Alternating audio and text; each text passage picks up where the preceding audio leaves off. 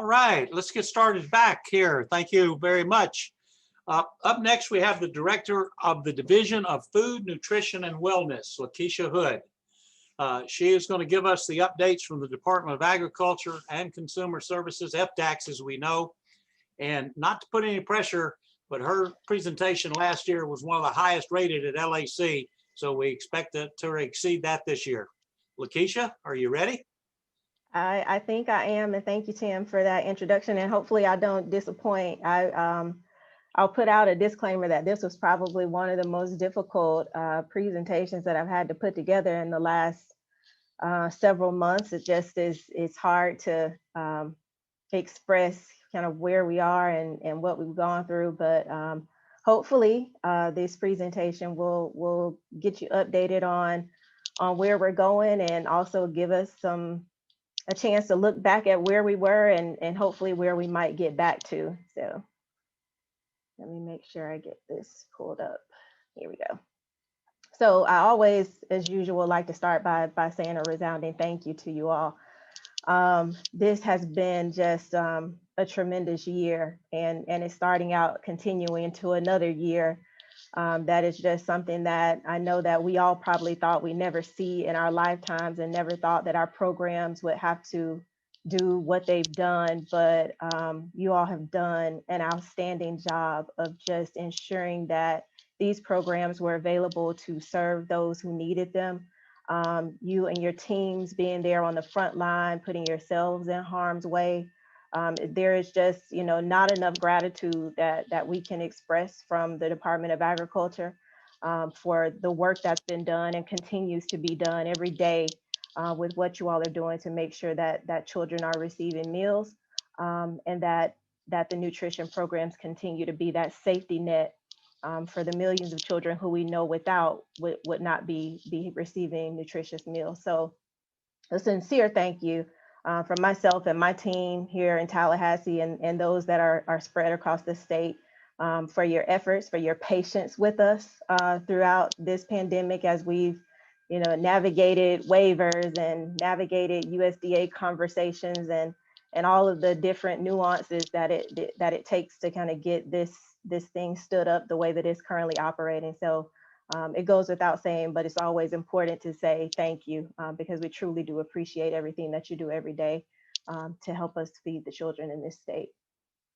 So I felt like it was important to just take a look back, because we started out, we were in a great place pre-pandemic, and it goes without saying that we hope and aspire to get back there and beyond there in the near future. But I wanted to at least share for context that where we were prior to kind of the pandemic setting course. And it was almost kind of banner years in programs with almost 320 million meals served in the school lunch program. Of course, the majority of those being served to children who are eligible for free and reduced price meals. Almost 90% of those students are in households that are below the poverty line. So astounding efforts there. 13.7 million meals in the summer break spot program is a mammoth effort, considering that we had just come off the heels of the OIG audit, which has really kind of hindered our efforts to grow the program. It has made us a lot more accountable,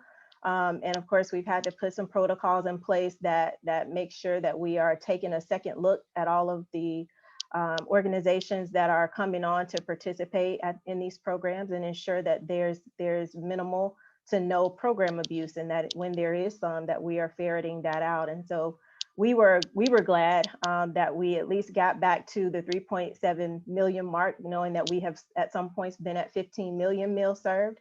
The reality being, though, that we know that there are more children who are out there that can be served. So we were glad to at least get back to the 3 million mark.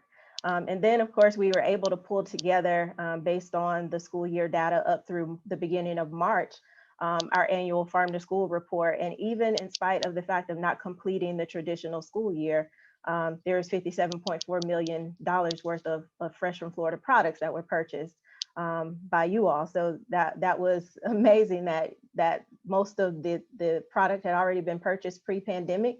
And even during pandemic, we know that you all were helping our growers out a lot with taking on some of that excess produce that they were trying to avoid wasting. We launched the Hunger Free School Campus campaign. So we had our first awardees in that process that we were trying to kind of put in something to take the place of the Healthier US School Challenge. And we hope to bring that back to life possibly in the next school year. And along with that, bring back our Florida Farm to School Conference. The first one was great, and we were building on a second one, but we'll build back better even going forward into the next school year. We got our garden certification program off the ground with some assistance from our division of fruit and vegetable, who's helping us go out and basically audit those gardens to make sure that they meet all the HACCP and food safety procedures. And then of course we work with the Dairy Council and No Kid Hungry Florida to launch that Florida School Breakfast Challenge, which we hope to bring back when the time is appropriate. But looking at where we are now, we are embroiled in a litany of nationwide USDA waivers, which quite frankly, we never knew that the USDA had the capacity to issue nationwide waivers. But now that we know, that is something that we will be asking for more frequently because we understand they have the actual capacity to do it. So the flexibility is almost unseen and unheard of from USDA with respect to how the child nutrition programs have been operating. One of the more unique things is kind of the overlapping of the programs where summer and seamless summer can be operated in tandem with the child care food program. And of course, the non-congregate meals that allow for delivery of meals and the bundling of several weeks worth, a day's worth of meals in a week. Parent pickup, which has its pros and cons, but and the flexibility in meal times. But these are things that, you know, we had never known had not this pandemic occurred, that these are things that we could ask the USDA. And so, you know, we know now going forward that we'll ask for the moon, and if they give us a few stars, we'll be okay with that. But now it at least lets us know that we have space, especially when there are emergency circumstances and emergency declarations to ask for everything that we need. Of course, we released our financial impact analysis earlier last year, and we'll be doing another one here in the next month or so to kind of get an update on what those financial losses are. And we've looked recently at the data from DOE, from the annual financial reports, and we weren't too far off with our estimations. It is close to $300 million in losses. And we know that that's something that even in spite of the current COVID relief bill, there's some considerable financial support that's going to be needed for a longer term. We know participation has been a challenge because of the hybrid and virtual and reduced calendars and on an A schedule and on a B schedule and all those things that, you know, are not your typical congregate feeding or meal service setting. But all of those things, in spite of that, we still have gotten to just at 181 million meals, which is astounding. Of course, it's not the 318 million that we're typically accustomed to, but considering the circumstances to get that far, that's, I think, a major accomplishment. And the programs and the work that you all did was not in vain. So where do we go from here? And so this is where we'll probably spend the most of our time in discussion, just talking about what's next. And I put them kind of in a logical progression of the way that I've been thinking through them, and the team has been working through them here in the division. And first and foremost, it's just us trying to get the flexibilities that are needed for this summer. We know that on June 30th, without the extension of the current waivers, there is going to be chaos. There really is no other way to describe it. It will be unmanageable to continue to run these programs on July 1 if those flexibilities are not in place. So we're poised to actually request waivers now that we know that, you know, during a public health emergency or a declared emergency, that we can ask of USDA anything that our minds can think of.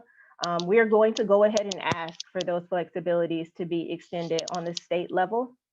One of the things that we learned during the pandemic is in thinking about why it was taking the USDA so long to even proffer nationwide waivers when they knew very well what the issues were on the ground. is that they look at how many waivers are coming in individually from states to see what it is that they need to do. So once we start bombarding them and we learned how to convene ourselves together and say, okay, everybody, this is what I'm submitting a waiver for. And we started sharing waivers among each other to just bombard them all with the same waiver at the same time, so that we could show them there's a concerted US effort and a need for these particular waivers. And so we would put in all the work to do the waiver, and then, 5-10 days later, there's a nationwide waiver out there. So we know that that's the practice that they utilize now. So we're okay with putting forward as many waivers as we need to on a state basis, just to be able to provoke what needs to happen at the federal level with respect to those waivers. So just know that we're working on that. We know that it is less than ideal for things to shift back to the traditional operation of the summer programs on July 1st. And we're hoping that the USDA is thinking ahead and looking at that. Secondarily, reimbursement for emergency costs. Of course, we got that guidance. I believe it's been a week now that we've had that guidance, and we went to work immediately on our opt-in application and then also on our implementation plan. So we are just about ready to get that submitted. We should be ready to have it done this week. The only thing that we're waiting on right now is the firming up of the numbers, because we have to specify to USDA the estimated amount of funding that we think that we will need. We can always go back to them and ask them for additional funding, but we want to make sure that we have enough funding up front to make sure that we cover as much of the cost as we can once that allocation is made. We did get some webinars, that there's one today and one Thursday, that have been set up for state agencies across the US to be able to attend and have some direct dialogue with USDA about this process. So we'll make sure that we're attending those. We'll have staff on both calls just in case there's something different that's said on one or the other. But our intent is to work quickly.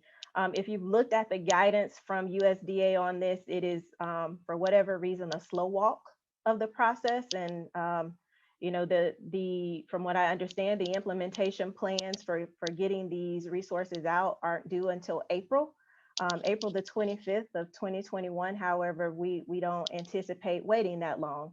We don't think it's appropriate. We know that you all have gone without these funds for a really, really long time. So we think it's in our best interest, and definitely in your best interest, that we move quickly to get those funds pulled down and get them allocated out to you.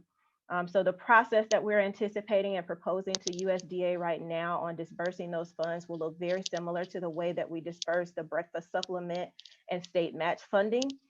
So you'll get a memorandum from us that tells you exactly how much your allocation will be. And then following that, you'll get the warrant or the EFT transfer from the Department of Financial Services with that deposit for you. So there won't be any paperwork or legwork that's needed for that. It'll just be a relatively straightforward process, and that's the way that we wanted it to work. Moving on to pandemic EBT, it just keeps getting funner. We got some additional guidance from USDA on Friday regarding pandemic EBT, guidance that includes a little bit more flexibility in the way that we submit the proposal. Us and the SNAP agency, Department of Children and Families, submit the plan to USDA. They gave some clarifications on what we could and could not do, what student groups we could and could not include. And so in some conversations with DCF on yesterday, they are going back to the drawing board again. We had already gone back once based on the new administration's decision to take the reimbursement amount up. And essentially what they added was the reimbursement amount for this after school snack. So it added an additional, I believe, 96 cents to the amount that each household will get for their daily benefit amount. So we should see a plan relatively soon. I did mention both to the board and to directors on a previous call that it is going to be data intensive. So just be prepared for that.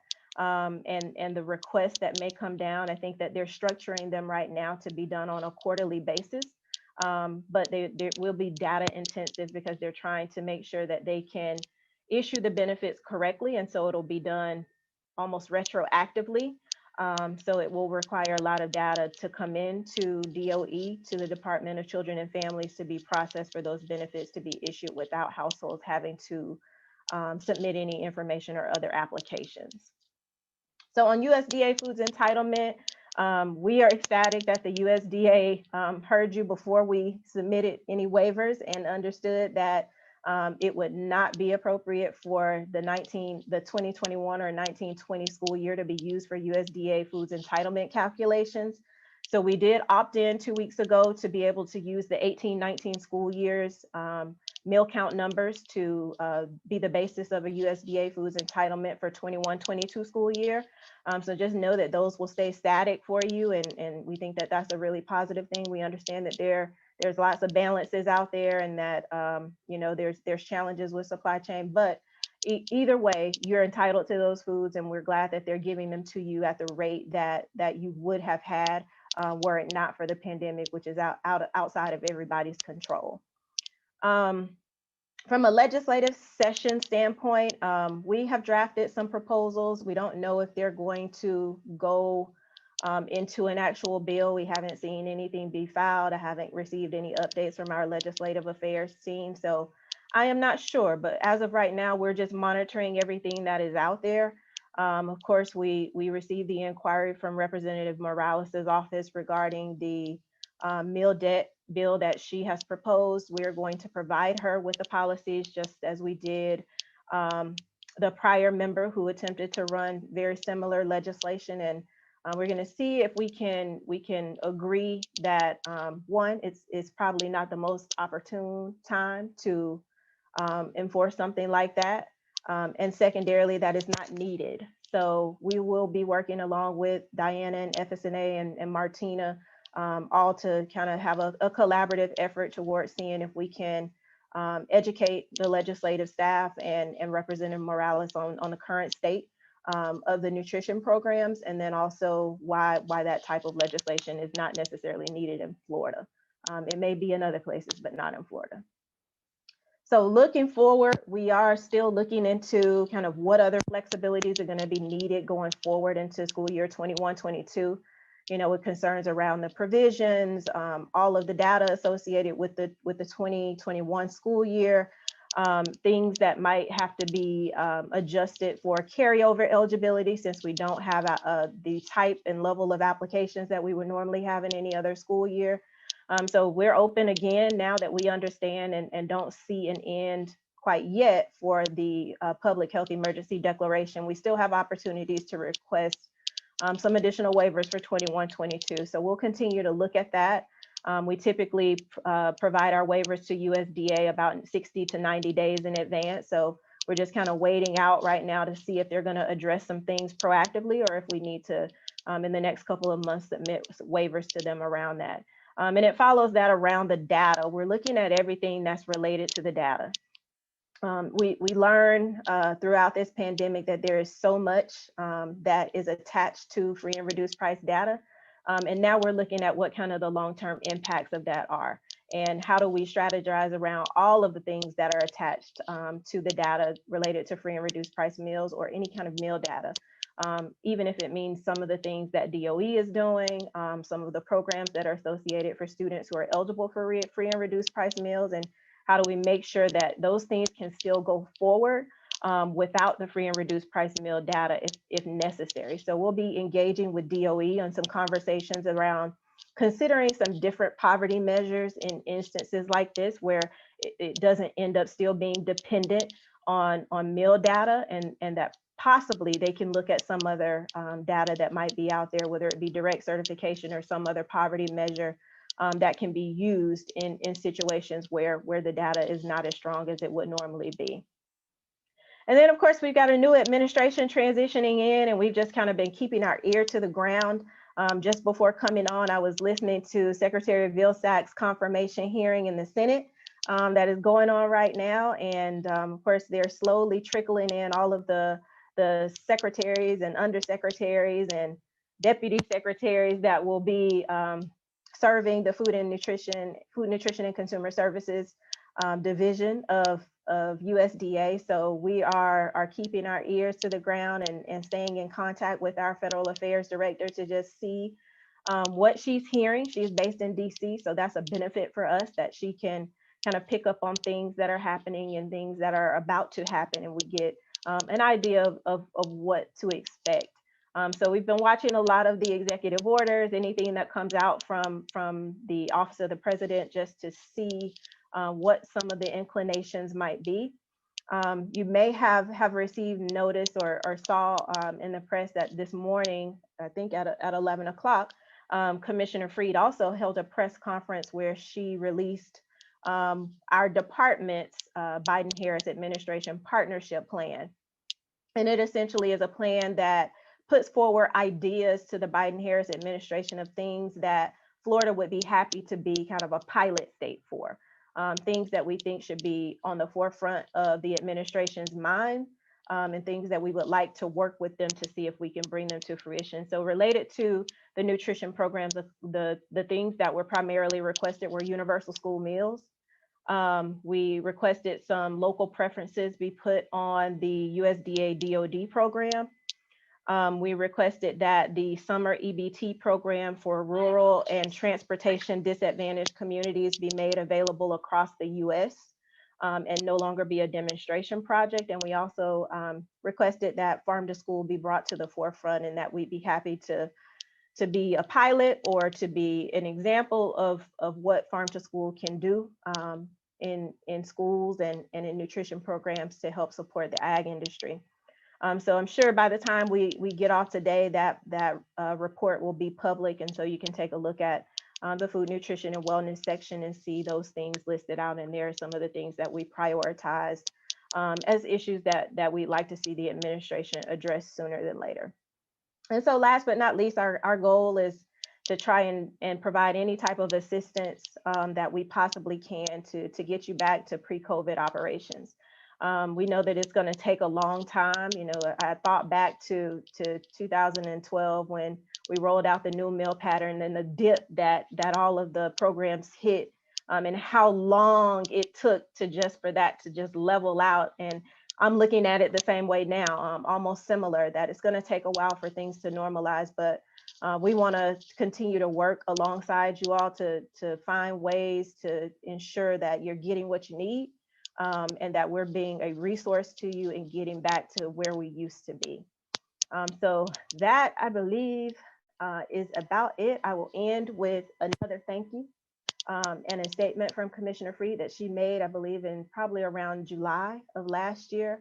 And it is very true that in spite of all of those odds, you all shined and you helped keep Florida school children fed. And we thank you immensely for that on behalf of Commissioner Freed and also on the staff who get to serve you every day in the Division of Food, Nutrition, and Wellness. We do thank you. We can't say enough how appreciative we are of everything that you do every day to make us look good, and to also serve all the students who without you wouldn't have what they have. So with that, I will certainly take any questions that you might have. And as usual, I thank you for always giving me an opportunity to come here and talk with you and tell you where we are and what we're doing.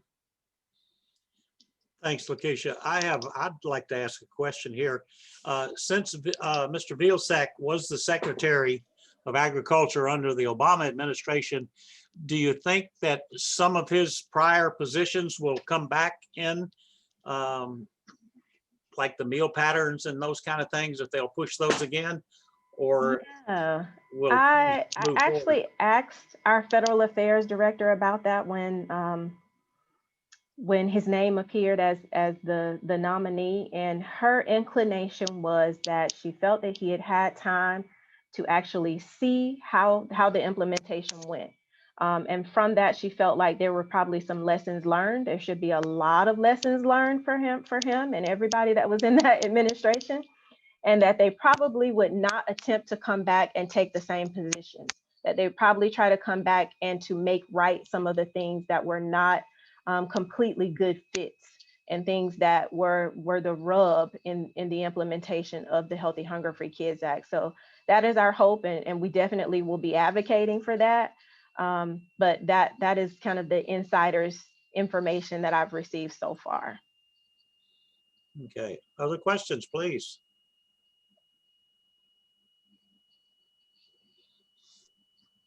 I have a question about the pandemic EBT. Mhm. I don't know if I'm supposed to type them. Hi, Lakeisha. It's Penny. I Hi. can't see anything right now. Do you think that those cards will end up being mailed to the schools again? We had that situation, I guess it was in May or June, I don't know when it was, but they ended up in the school buildings and there really was no context with them or a letter. So the principals or the people there, whoever was there, didn't know what to do with them. Yeah, we're hoping not. From what we understood, that was a byproduct of bad data, and then a bad data cleansing process. So when the data came in without an appropriate address, instead of them sending the file back to get an address or reaching out to us to see if we had an address, they just populated a school address. So we've had some lengthy conversations with DCF about lessons learned in the prior iteration of pandemic EBT, and I think we are all at a place where we know we've got to do better. And we've had the benefit of doing it once and seeing everything that could possibly go wrong. That this time around, I don't anticipate, let me say it that way, I don't anticipate that we will have that issue. They have committed in the draft of the new plan to making sure that the information that is included with those cards is more comprehensive. And we're going to assist them with that, as well as assisting them with training. I beg you to let them know, so please don't send them to the schools, because the kids may not even be there, the kids who do remote and then Right. people working there aren't even there because of the quarantines, and nobody will know what to do with them. And they are worth, quite a bit of money. And Right. it was a very uncomfortable place to be, not just us, but of course the other school administrators. And was like, what is this? So it created a real problem. So if you could just really emphasize that to them, that's just, whatever you do, don't have it mailed to the school. Yeah, and I'll take that back and even ask them if there's a possibility of including a one-liner in the plan that it just explains that what will happen in the instance of a bad or incorrect or absent address, and that in that instance it shall not go to the school, but should just probably be maintained with DCF until an address can be verified. But I'll inquire about including something like that. I mean, I'm sure you can imagine. Absolutely. Hey, Lakeisha, you and I were in contact about some issues here in Santa Rosa, and I want to tell you how much I appreciate your help. The question I have, we had quite a few people and families that did not qualify that got the cards, and some of the cards went directly to students. Of course, what we advised them was exactly what was written. If you get one that you don't, you shouldn't have, to destroy it. But I have no idea whether they did or not. Is there any implication for people that got it that didn't qualify if they used it? Or will that all be forgiven? From what I understand, and we inquired with DCF about what the process was, if they could, turn the benefits off, if there were a process for, recouping the dollars, but from their standpoint, they had calculated in a certain error rate in benefit issuance. And because those kind of misissuances did not hit the threshold for their error rate, it was just kind of a write-off. So I think that we identified some places where, again, the data reconciliation could have been a lot better.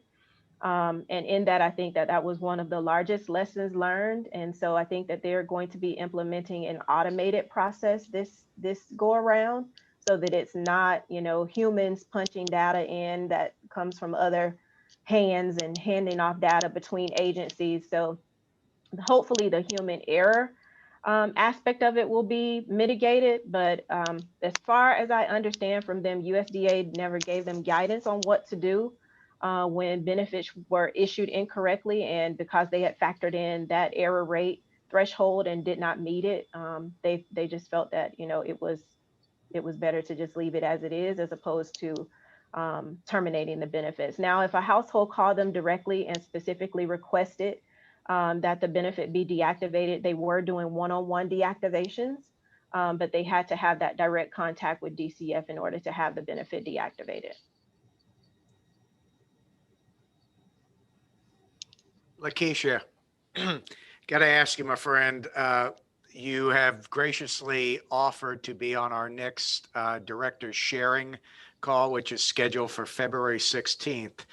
By chance, would there be any opportunity for Yashika to join us on that call? And maybe we could reach out and have a little bit of sharing session with her. I don't want to overwhelm her and I don't want her running from us, but she knows us very well. And this might be a great opportunity for us to kind of have a little bit of dialogue on some of the challenges and see if she could help us out with some of these. Would you be willing to contact her on our behalf? I absolutely would. Absolutely would. I think she would be honored. And I think it's probably a good opportunity for her to hear up front directly from you all some of the things that you've been experiencing as she's developing kind of her work plan and vision for that office. So I will definitely reach out to her and also extend the invitation that you all have extended to me to participate in that call. Thank you so much. Mm-hmm.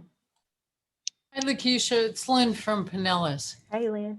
Hey, have you seen any data about the cost of universal free meals?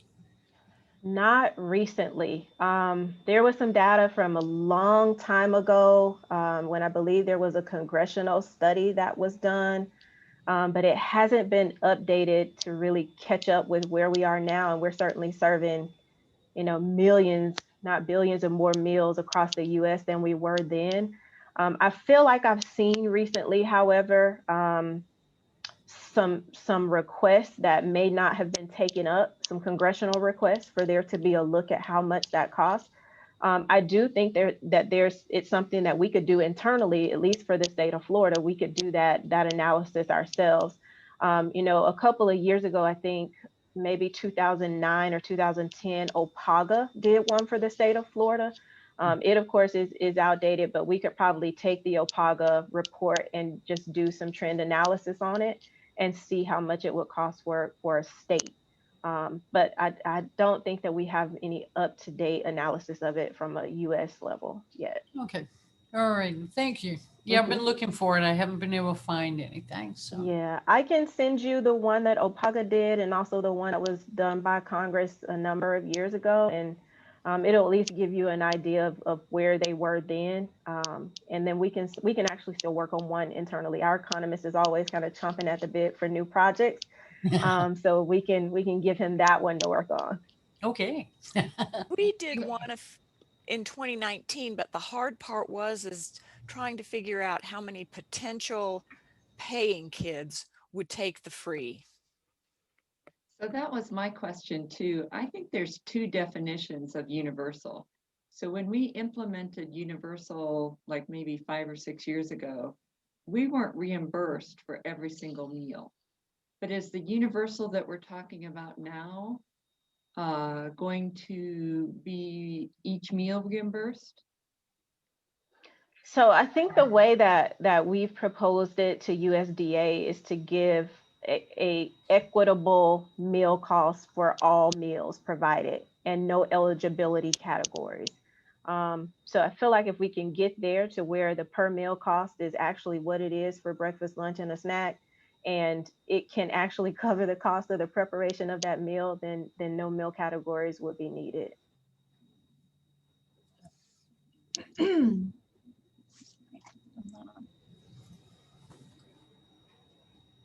All right. Well, Lakeisha, thank you so much for that information. It's always important to hear what's going on up there. And I think I'm safe in saying that we had high expectations and you exceeded them. So thank you very much. Thank y'all for the opportunity. I appreciate it. Thank you so much, Lakeisha. All right. Thank you.